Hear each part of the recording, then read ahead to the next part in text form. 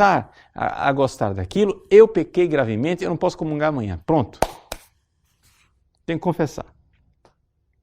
Se você se convencer disso, você vai ver como é fácil ser casto. É a coisa mais simples do mundo ser casto. Estou lhe dizendo seriamente, você não acredita em mim? Experimenta. Vai, experimenta. Faça, mas você tem que ser convencido, hein? Tem que ser com convencimento interior. Quando veio o menor pensamento, leve, entre aspas, você já diz, não é leve, é grave. Você corta na hora. Mas tem que ser ninja, hein? Não pode ser esse negócio assim, veio um pensamento erótico, vou me livrar dele, estou me livrando, daqui a pouco ele está indo embora, olha só, ele está indo, vamos colocá-lo para fora, estamos colocando... Você perdeu, acabou. Demorou demais. Cochilou, o cachimbo cai, rapaz. Não é assim, tem que ser ninja, né? Veio o pensamento, ó, rebateu na hora. Veio o pensamento, né? Como, sei lá, às vezes acontece isso, você está lá dormindo, está querendo conciliar o sono, de repente pula na sua frente uma imagem de uma coisa que você viu, uma imagem desonesta que você viu na sua vida, pula na sua frente, abra os olhos na hora e diga, minha mãe, eu quero te ver no céu, por amor. Você vai chegar e dizer assim, mas padre, isso não faz que a gente fique recalcado, reprimido? Não, meu irmão. Não fica. E por que não fica? Porque é por amor. O problema dos diretores espirituais atuais é que eles acreditam mais em Freud do que em Cristo.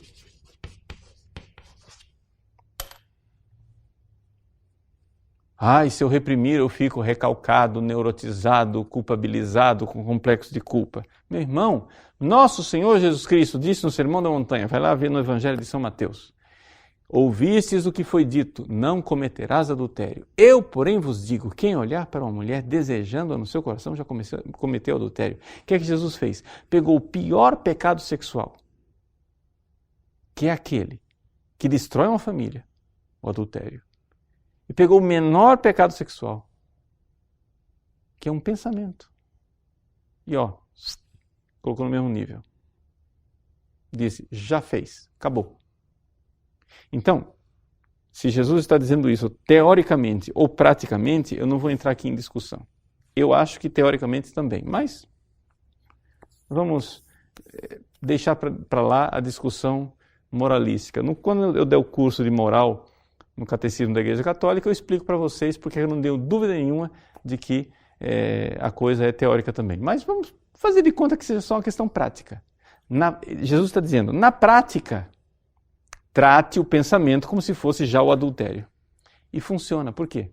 Porque quando o pensamento vem, e você, por amor a Jesus, por amor à Virgem Santíssima, por amor ao reino dos céus, por amor à sua esposa, por amor aos seus filhos, você diz, não quero pensar. Antes que esse pensamento comece a ter reações físicas em você, você já se livrou dele. Mas se você deixar ele assentar, porque é só um pecadinho leve, você não vai conseguir se livrar. Então veja, com relação aos pecados sexuais, não é? Estou tentando aqui resumir muitas coisas para você. Mas com relação aos pecados sexuais, a coisa é muito simples. A coisa simples é a seguinte. Primeiro, peça a graça. Tá? E segundo, essa vigilância, né, de evitar os pecados leves. Você vai notar, com o passar do tempo, que até coisas que antes não te ofendiam, imagens que para você eram muito tranquilas, vão começar a te causar uma impressão, você já desvia o olhar. Porque a pureza vai criando uma connaturalidade com você. e você se mantém em estado de graça, se mantém longe do pecado mortal, você pode então progredir no caminho de perfeição. Mas se não estiver lutando contra o pecado grave e mortal, não adianta nada. No final do caminho de perfeição, Santa Teresa vai dizer, lutem também contra os pecados veniais, mas isso aí a gente vai ver depois, né?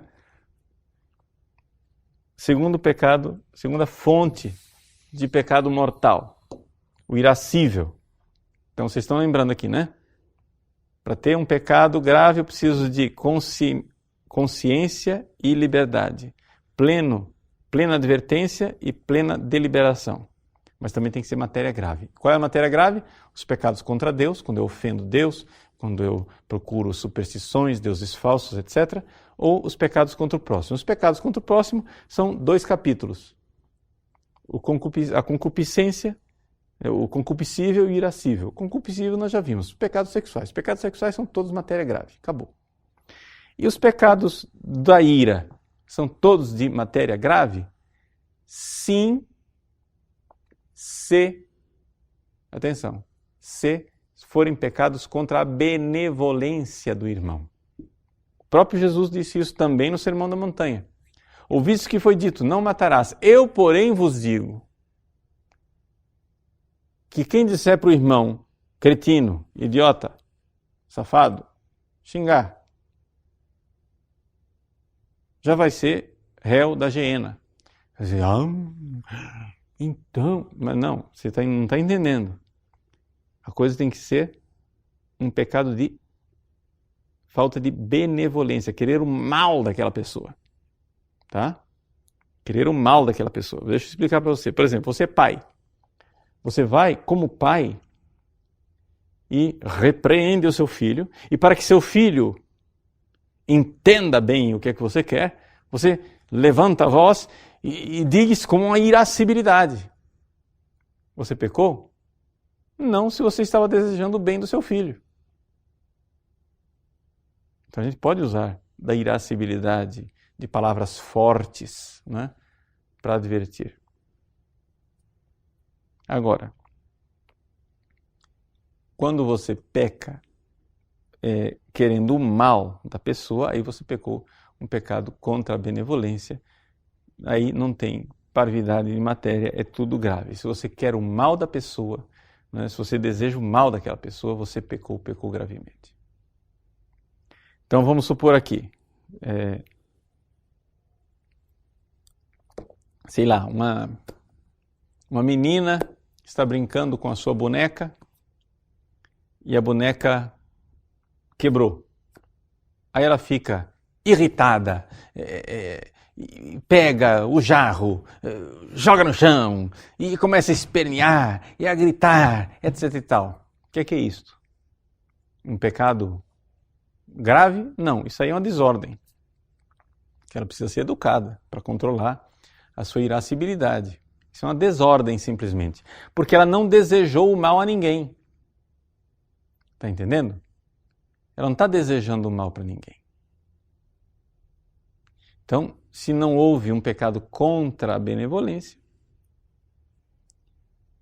mas aí tem uma outra pessoa lá, que eu estou aqui atendendo no balcão da minha empresa, e eu sou, sei lá, o dono da empresa, ou funcionário que seja, e eu tenho que atender as pessoas com cortesia. Eu estou aqui sorrindo e dentro do meu coração estou desejando que você vá para o inferno, né? Que você morra enforcado nas suas tripas, que você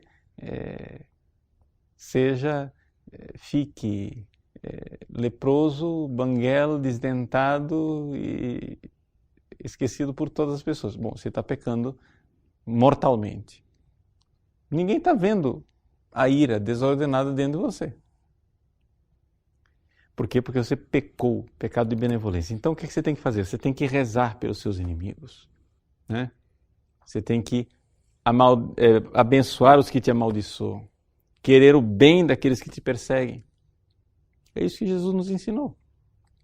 Basicamente é essa a questão dos pecados contra a benevolência. Então veja só, o que é pecado grave? Os pecados graves são os pecados contra Deus e contra o próximo. Contra Deus, muito bem, idolatria, superstições, horóscopos, etc, etc, né? Revolta contra Deus, isso é pecado grave. E os pecados contra o próximo? Os pecados contra o próximo são aqueles que nós usamos contra o nosso próximo, as nossas duas energias básicas. O concupiscível e o irascível. O concupiscível, os pecados sexuais. São todos graves, não consinta nenhum pensamento, né? Nenhum olhar, nenhum toque, por pequeno que seja, embora que ele pareça leve, não, na verdade ele não é leve coisa nenhuma. Pronto, corta. Mata o filho da Babilônia no início, você vai ver como é fácil ser casto. É melhor, mais fácil do que você pensa, meu irmão. Se livre disso. Marque na sua agenda. Vai confessar e marque na sua agenda. Hoje é o primeiro dia do resto da minha vida. Eu nunca mais vou pecar contra a castidade. Você pode dizer isso hoje. E depois o irascível. Né? O irascível é a questão do pecado de malevolência. Ou seja, não querer a benevolência, o bem do irmão. Então reze pelo seu irmão. Queira o bem dele. Dá um jeito de perdoar. Né? Para que você, então, perdoar não quer dizer que você não esteja ressentido da injustiça. Às vezes você vê aquela pessoa, vem aquele sentimento, né? Mas você está querendo o mal dele? Não estou querendo o mal dele. Bom, então não estou em pecado grave, pelo menos. Então são esses 3 pontos, que são os pecados graves. Além disso, a igreja, na sua sabedoria, acrescentou os 5 mandamentos da igreja, que são os 5 mandamentos que, para os leigos, são pecados graves. Né? Ir à missa aos domingos,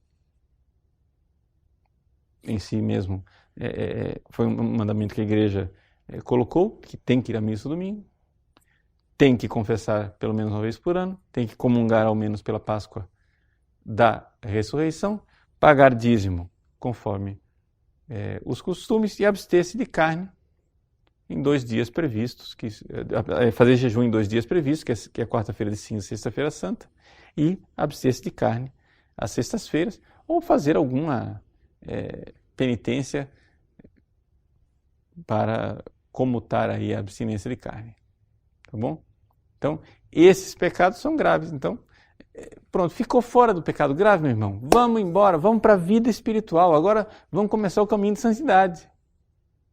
Está entendendo? Então veja o que é que eu estou dizendo para você aqui nesse nosso programa. É uma coisa muito simples, muito básica. Eu estou dizendo para você o seguinte. Nosso caminho é o caminho daquele jovem rico que chegou e disse para Jesus: Senhor, o que eu devo fazer para entrar no reino dos céus? Bom, a primeira coisa é o que eu pus nessa aula aqui. A primeira coisa, não é você se livrar dos pecados graves. Se livrou? Eu faço isso desde criança. Ótimo, Jesus olhou para ele e o amou. Agora, vamos para a perfeição. Entendeu? Para a santidade. Aí vão ser as outras aulas do nosso curso. Tá bom? Então, assim, é muito importante nós fazermos o possível e o impossível para nos mantermos em estado de graça. Para vivermos a vida da graça.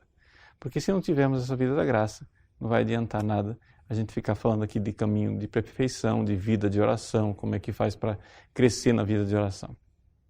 Então, essa primeira aula, ela foi um pouco mais extensa, mas é uma forma, assim, digamos assim, uma espécie de compacto de como é que nós devemos fazer para alcançar o estágio daquelas monjas que estavam lá, pobrezinhas, enclausuradas no Carmelo junto com Santa Teresa, né? Então, para a gente abrir aqui o caminho de perfeição, existe um caminho a fazer antes do caminho de perfeição, que é o caminho básico de sair